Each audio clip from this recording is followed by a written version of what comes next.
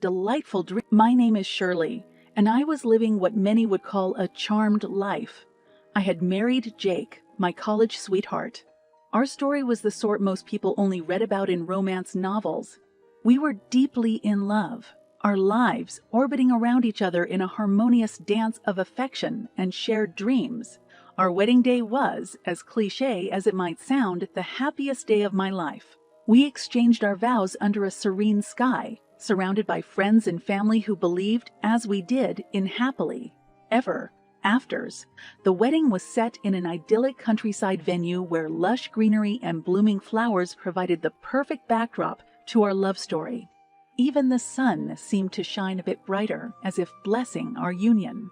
Jake looked at me as if I were the only person in the world. "You look amazing, Shirl. Are you ready to be Mrs. Johnson?" I grinned back, my heart swelling with emotion. "I've been ready since the day I met you, Jake." Our honeymoon was a dreamy blur, an extended period of bliss that further solidified our bond. I never thought life could be this perfect. After we returned, reality gradually settled in, but it was a sweet reality. Both of us were busy building our careers, Jake in software engineering and me in marketing, but we made it a point to never let our jobs overshadow our relationship. Every evening after work, we'd cook dinner together, and every weekend was an opportunity for a new adventure. "Shirl, let's try that new thigh place downtown this weekend. You up for it?" Jake would often come up with fun plans, keeping the spontaneity alive in our relationship. "Absolutely. A date night is long overdue," I'd reply, grateful for these simple yet meaningful moments that kept our love fresh and exciting. We settled into a cozy little house 2 years after our wedding, and that's when another dream started to take shape. A dream of expanding our family. "Jake, what do you think about having a baby?" I hesitated one night as we were cuddled up on the couch, a question I had been wrestling with for a while now. He looked at me, his eyes widening with a joy I hadn't expected. "I was just waiting for you to be ready, Shirl. I think it's time." And so it was time. I got pregnant, and I remembered the pure elation of holding the positive pregnancy test in my hand. It felt like another chapter was opening in our life. Another layer was adding itself to our shared story. "Oh, Jake, we're going to have a baby. Can you believe it?" I could hardly contain my excitement as I showed him the stick. His face lit up, and he picked me up in his arms and spun me around in pure elation. "I love you, Shirl. We're going to be the best parents ever." I thought we were. I truly believed we would be. Looking back now, those were perhaps the last moments when our happiness felt invincible.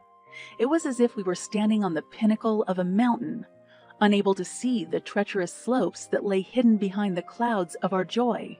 Our love was strong. Our future seemed secure, and the arrival of a baby promised to make everything even better. Or so I thought. That's the problem with happiness. Sometimes it feels so complete, so perfect that you can't imagine it ever ending. But the harsh truth is, life has a way of pulling the rug out from under you, shattering your world into a million pieces. And that's exactly what happened to us, but we just didn't know it yet. 7 years flew by like a delightful dream, each year better than the last. Our daughter, Emily, became the axis around which our world spun. She was a cheerful, bright-eyed little girl who inherited the best parts of both of us: Jake's infectious laugh and my love for reading. She was curious, adventurous, and loved life with an enthusiasm that was contagious. During those years, Jake and I were no longer just husband and wife. We were parents, co-conspirators in the grand adventure of raising Emily. And what a joyful adventure it was! From her first steps to her first day at kindergarten, every milestone was a celebration. "Do you think she'll be all right? Her first day at a new school?" I remember asking Jake nervously as we prepared Emily's backpack with school supplies a night before the significant day. He looked at me with reassuring eyes. "She's got the best of both of us, Shirl. She'll be more than all right. She'll excel." The morning of Emily's first day at school was filled with a mix of excitement and sentimental nostalgia. Jake and I stood there, teary-eyed, as we took photos of her in her school uniform, complete with a little bow that she insisted on wearing. "Mom, Dad, you're embarrassing me with all these pictures," Emily exclaimed, but her grin betrayed her true feelings. "We have every right to embarrass you. It's in the parents' handbook," Jake joked, snapping another picture. "All right, no more tears, both of you," Emily declared, putting on a brave face as she saw both Jake and me wiping away discreet tears. "I'll be back before you know it." "We know, sweetheart. We're just so proud of you," I said, hugging her tightly before watching her climb onto the school bus. As she waved goodbye from the bus window, I felt a mix of pride and bittersweet melancholy. Our little girl was growing up, stepping into a bigger world, a world that was beyond our home, beyond our protective embrace. However, around this pivotal time, we also faced another substantial life event. Jake lost his job due to company downsizing. He was a software engineer, brilliant at what he did, but sometimes life has a way of throwing you curveballs. "Shirley, don't worry. I'll find something soon. Meanwhile, we'll manage," he assured me when he broke the news. "I know we will," I replied, offering a smile of encouragement despite the worry churning in my stomach. "We've got each other, and that's all that really matters." I was grateful that my job in marketing was going well. I had been promoted recently, and the salary bump would help us stay afloat, but we had to cut back on some of the extras. Dining out, weekend trips, the small luxuries that made life a little more enjoyable. "We'll get through this, just like we've gotten through everything else," Jake said one evening as we sat down to a simple homemade dinner. "Absolutely. Love always finds a way," I replied, echoing our shared belief. We were still adjusting to the new normal. The reality of being a single-income family and the challenges it presented were new to us, but not insurmountable. Our love, our unity was supposed to see us through. That's what I believed, and that's why I was so unprepared for what happened next. Life, as I was about to find out, had other plans, and they were plans that would test the very foundation of everything Jake and I had built together. A few months after Emily started her first year of school, I got the call. It was a Wednesday afternoon, and I was in the middle of a meeting with my team at work when my phone buzzed. Seeing the school's name flash on the screen, my heart sank immediately. Excusing myself from the meeting, I answered the call. It was Mrs. Wilson, Emily's teacher. "Surely Emily is not feeling well. She's quite pale and complaining of a severe headache. I think you should come get her." Panic gripped me. "I'll be there as soon as I can, Mrs. Wilson. Thank you for calling." I hastily grabbed my bag, informing my colleagues that there was a family emergency. Rushing out of the office, I called Jake. He had the car and could get to the school faster than I could.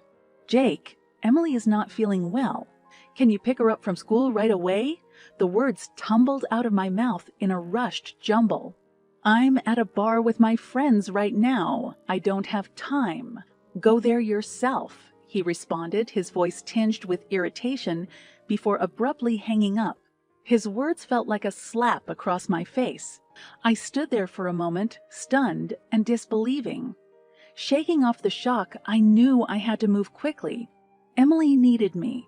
Wearing heels and a formal office outfit, I started running the 5 blocks to the school. Each step felt like an eternity.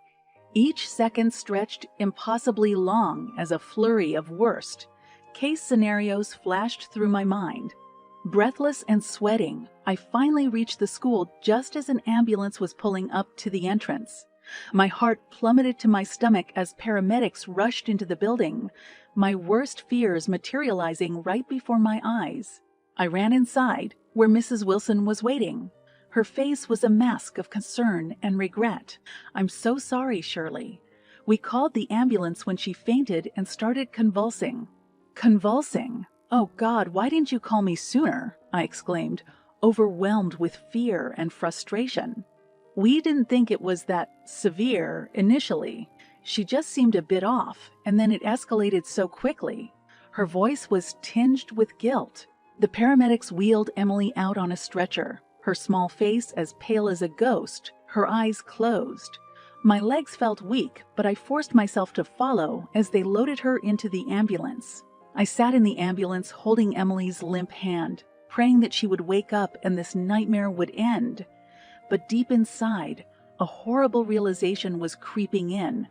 Something had gone terribly wrong, something that should have been avoidable. As we sped to the hospital, all I could think about was Jake's dismissive response, his inexplicable absence in our moment of need. Anger mixed with my fear, but there was no time to dwell on it now. Emily needed me to be strong, and so summoning every ounce of strength I had left, I prepared myself for what was to come. Yet nothing, absolutely nothing, could have prepared me for the devastation that awaited me. Jake had said that love always finds a way, but as the ambulance siren wailed, cutting through the air like a mournful cry, I couldn't help but wonder, what happens when love isn't enough? What happens when life deals you a hand so cruel that it shatters everything you've ever believed in? I was about to find out, and it was a lesson I would never, ever forget. The fluorescent lights of the hospital were harsh and glaring, casting an unsettling glow on everything. As I rushed into the emergency room, following the gurney where Emily lay, a feeling of surreal detachment overcame me. It felt like I was floating above the scene, watching some terrible drama unfold that could not possibly be my own life. Doctors and nurses immediately swarmed around Emily, barking medical terms at each other as they moved with frightening urgency. A nurse tried to hold me back, saying, "Mom, you need to wait outside." I shook my head vehemently, tears streaming down my face. "That's my daughter. Please tell me she'll be okay." The nurse looked at me with a mixture of compassion and regret. "The doctors are doing everything they can. Please, wait in the waiting area." I found myself relegated to a cold plastic chair, surrounded by other anxious faces whose stories I neither knew nor could focus on. My hands trembled as I made another call to Jake, this time leaving a voicemail through gritted teeth. "Jake, you need to come to the hospital." After what felt like an eternity but was probably no more than 20 minutes, a doctor approached me. His face was somber, his eyes avoiding direct contact with mine. I stood up, bracing myself for what was to come.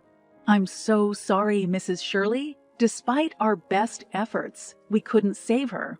Your daughter passed away due to a sudden brain aneurysm.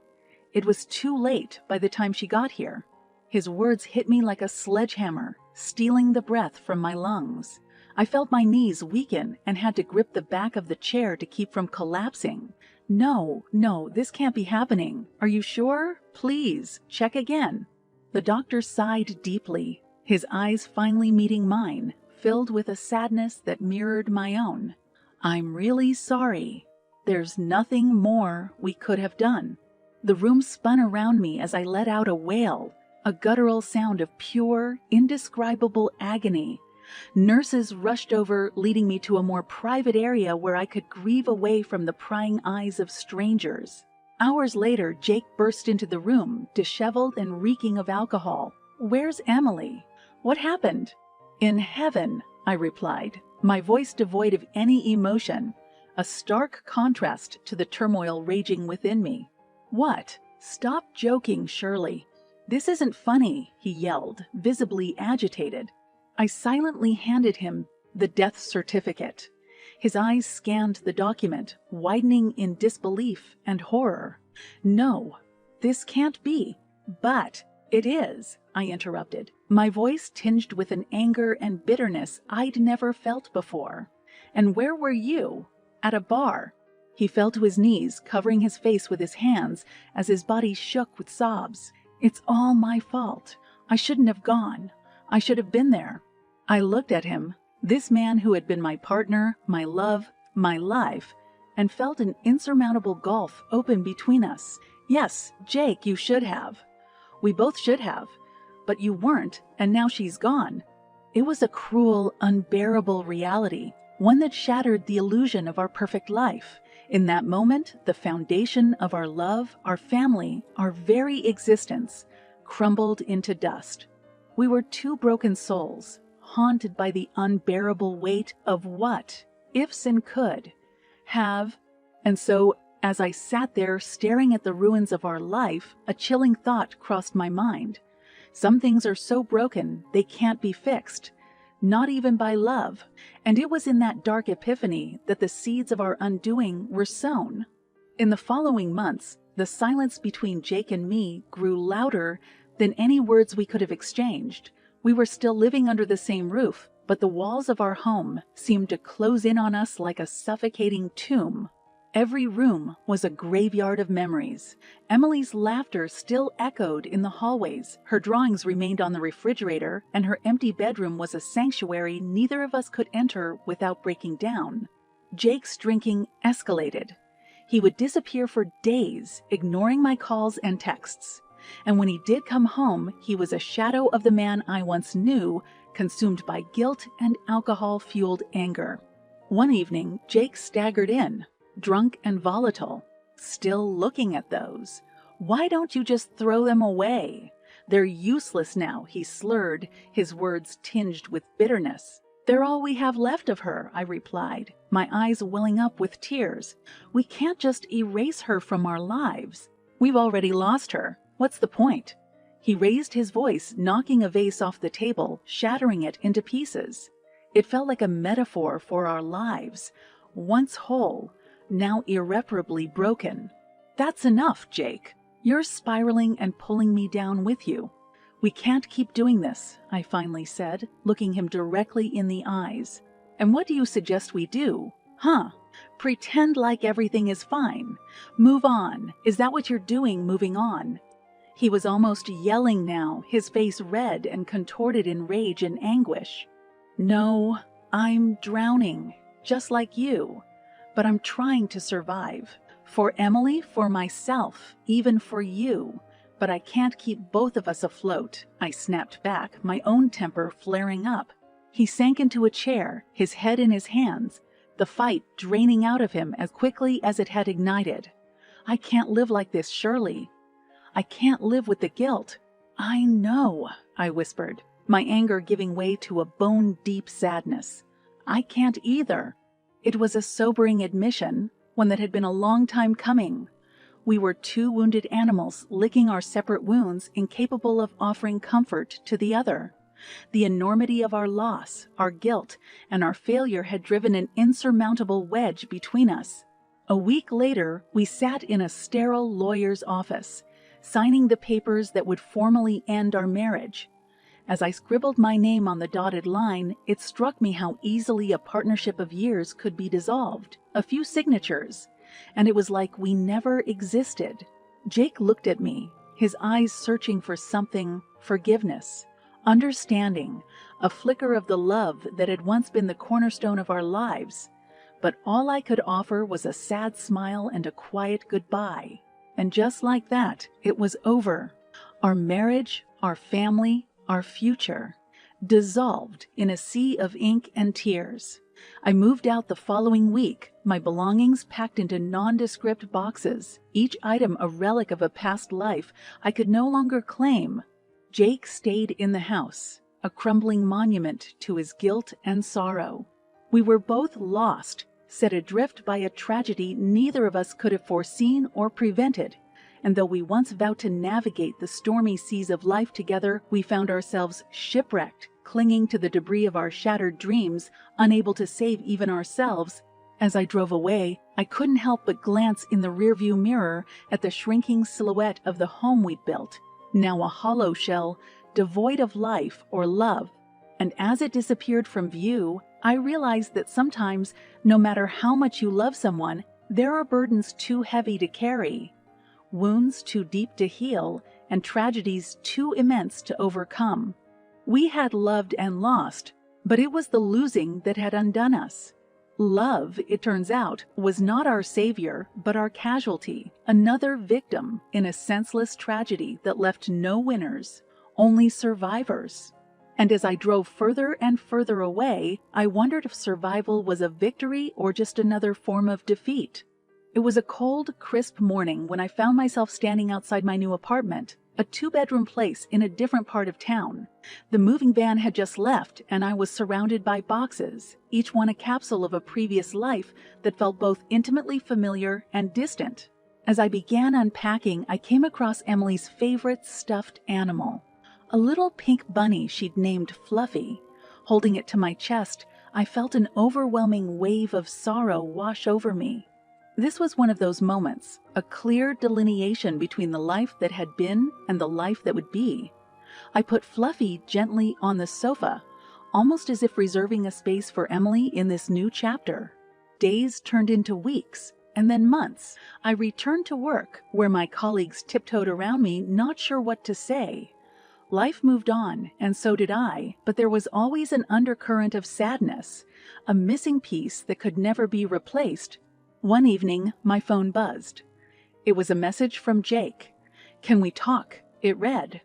My thumb hovered over the delete button for a moment, but then hesitantly I replied, "Okay." We agreed to meet at a cafe, neutral territory where the ghosts of our past wouldn't haunt us as strongly. When I saw him walk in, I was struck by how much he'd changed. He looked older, more worn, but there was also a clarity in his eyes that had been missing for a long time. "Shirley," he began, taking a deep breath as he sat down. "I've started going to meetings. Been sober for 2 months now."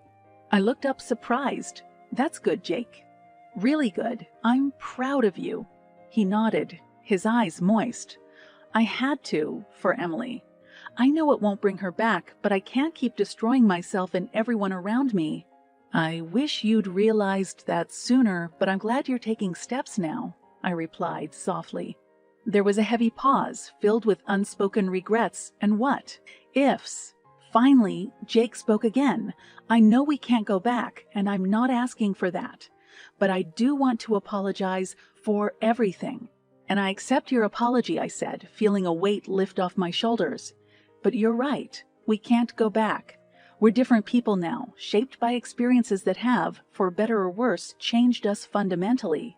Jake nodded, understanding and regret mingling in his gaze. "Yeah, shattered but not broken, right?" I gave a small smile at that. "Exactly." After that day, Jake and I went our separate ways. We remained distant but friendly. Two people bound together by a shared history but traveling down different roads. I heard from mutual friends that he continued attending AM meetings and even started volunteering at a local charity. As for me, I threw myself into my work and spent time rebuilding relationships with family and friends. Life was far from perfect. There were nights when the pain was unbearable, moments when I questioned the very point of going on. But during those dark times, I found solace in the belief that even shattered glass can catch the light in a million different ways, creating something new and beautiful from the ruins. In some strange way, my tragedy had given me an unasked for gift, a perspective on what truly mattered. It had stripped away the superficial worries that had once consumed me, laying bare the core of who I was and who I wanted to be. As time went on, I took up painting as a form of therapy, capturing landscapes filled with light and shadows, each stroke a testament to the complexities of life. Emily became my muse, her memory infusing each artwork with a poignancy that often left me drained but somehow lighter. In one of these paintings, I depicted a sunrise, the sky bursting with hues of orange and gold, breaking through a cover of dark, brooding clouds. It was a visceral representation of my life, marred by tragedy but also filled with moments of breathtaking